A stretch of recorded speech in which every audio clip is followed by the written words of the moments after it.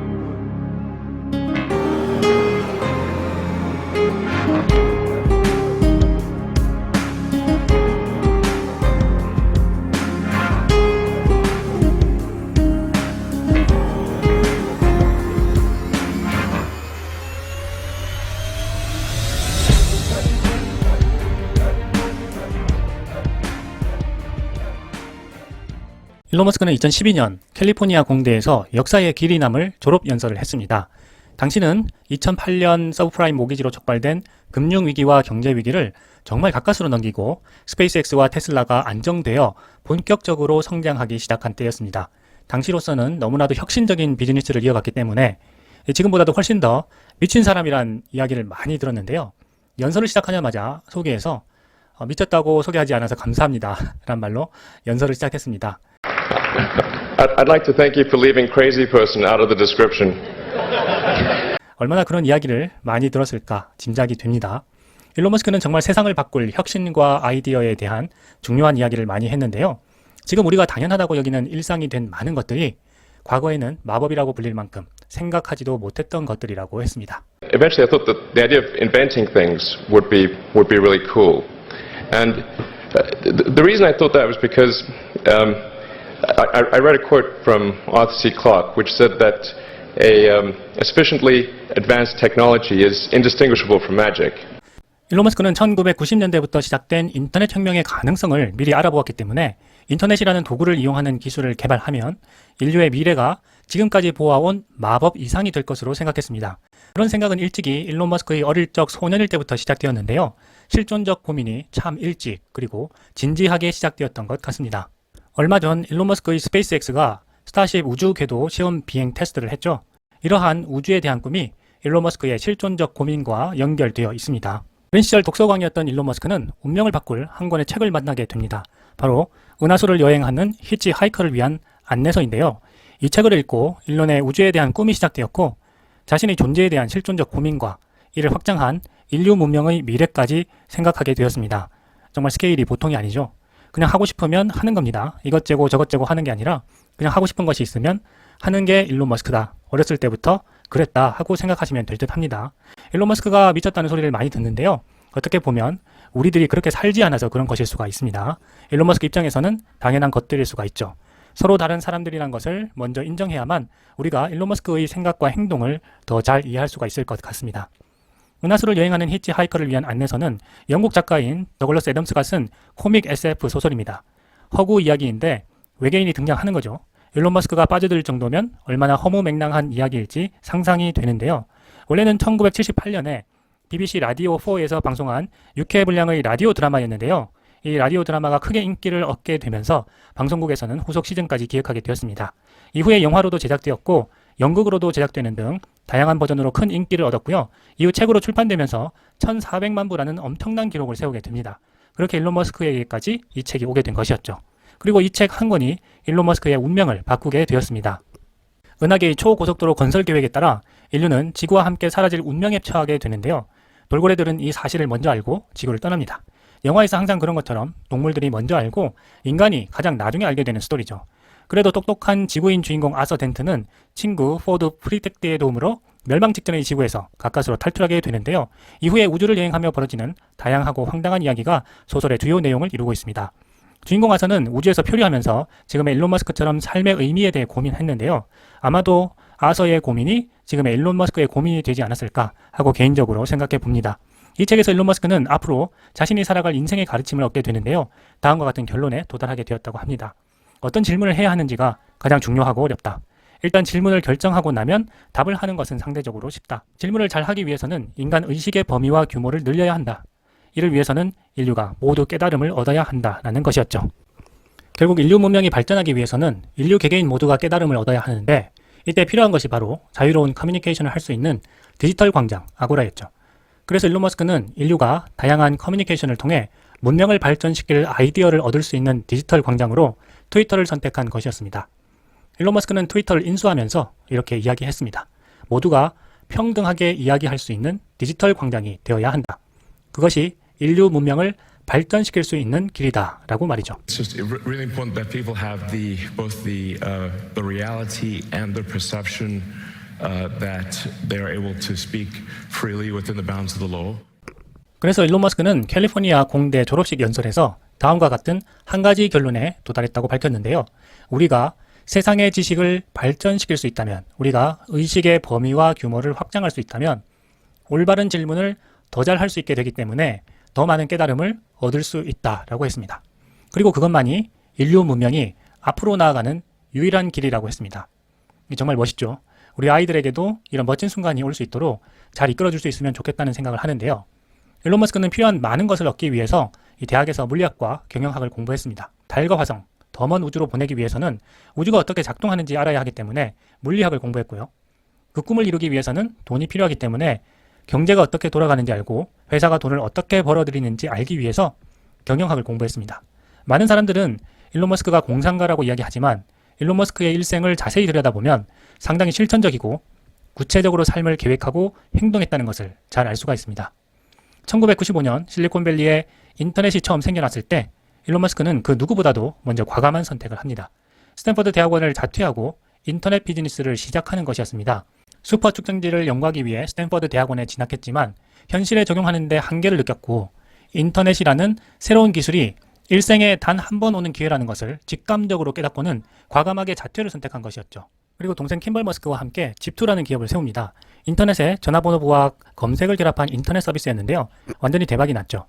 그래서 4년 만에 컴팩에 3억 700만 달러에 매각해서 큰 돈을 벌게 되었습니다.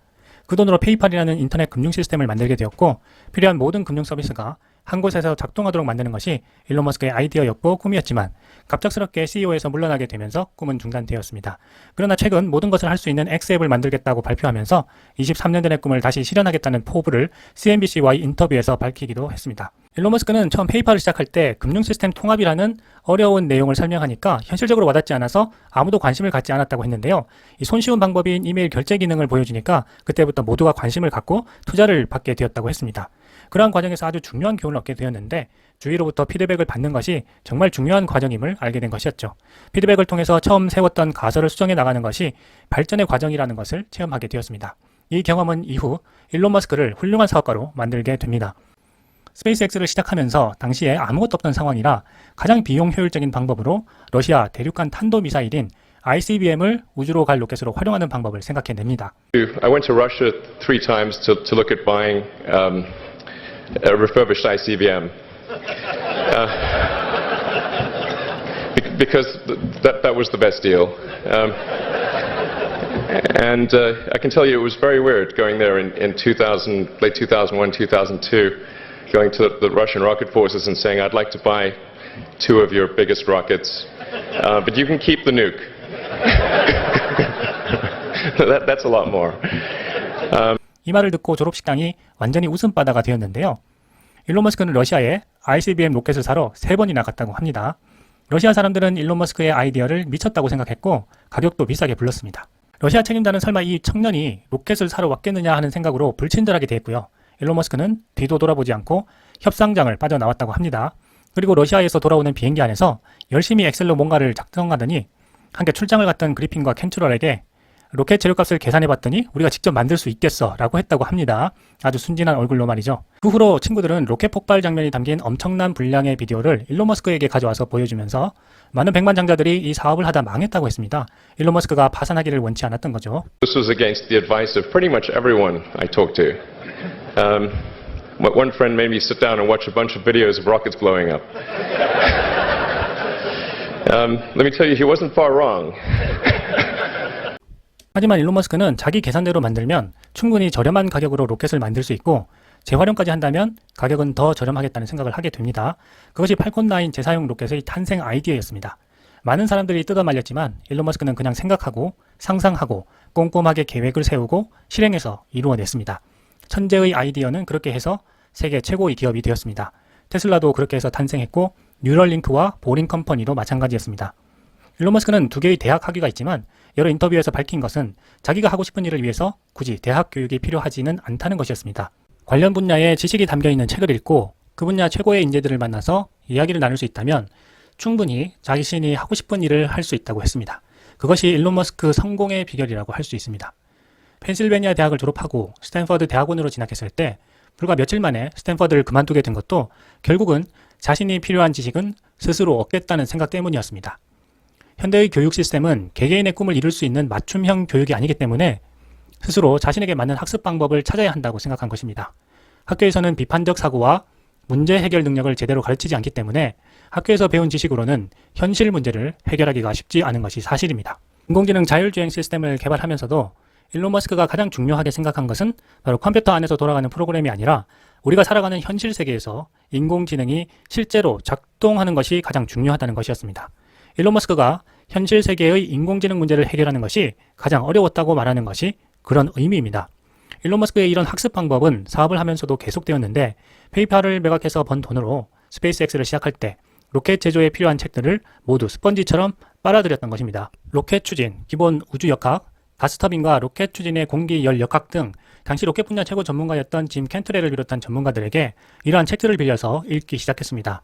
그리고 궁금한 것은 직접 만나서 대화하면서 해결해 가기 시작했는데요. 이것이 일론 머스크가 새로운 분야를 알아가고 학습하는 방법이었습니다. 관련 분야의 책들을 열심히 읽고 또 읽으면서 이해할 때까지 파고들었던 일론 머스크는 항상 최고의 인재들과 함께 할 수 있는 환경을 만들었습니다. 이것이 일론 머스크의 학습 방법이자 성공 비결입니다.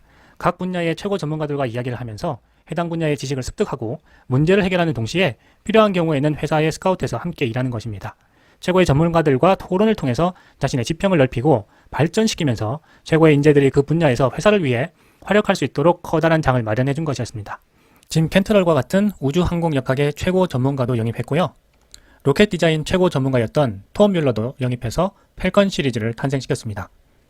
폭스바겐, 아우디, GM을 거친 최고의 자동차 디자이너 프란츠 폰 홀츠하우젠을 영입해서 오늘날 최고의 안전성을 갖춘 테슬라 전기차를 디자인했습니다. 경영 부분에서도 최고의 인재를 발굴하고 영입했는데요. 스페이스X의 7번째 직원으로 입사해서 최고 운영자 및 사장이 된 그윈 쇼렐입니다. 일론 머스크 옆에서 현실적인 균형을 맞춰서 회사를 운영하는 동시에 예산, 인력, 기술, 정치 등 힘든 환경에서도 스페이스X를 안정적으로 관리해왔습니다.